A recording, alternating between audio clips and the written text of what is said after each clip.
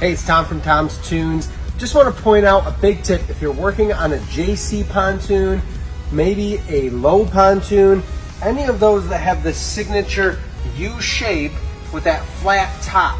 This is a great pontoon design, but it poses some issues when we're reworking or restoring one of these boats. This happens to be a tri-toon, but the same rules apply if it's a standard pontoon.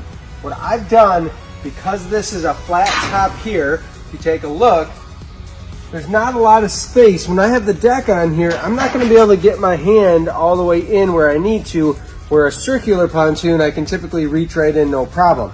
So what we've done is we've pre-rigged everything before we put the floor on. I've got my steering cable run. If you look through the middle, I've got my shift throttle cables run. I have my ignition harness run.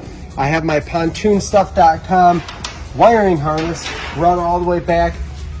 Maybe it's not exactly in the place you want it, but I promise you, if you can guess it and get it right, you're going to be really thankful. And worst case, if I have to just move it a little bit, it's going to be a lot easier than having to try to run it completely. If we come up here, this is where my console will sit.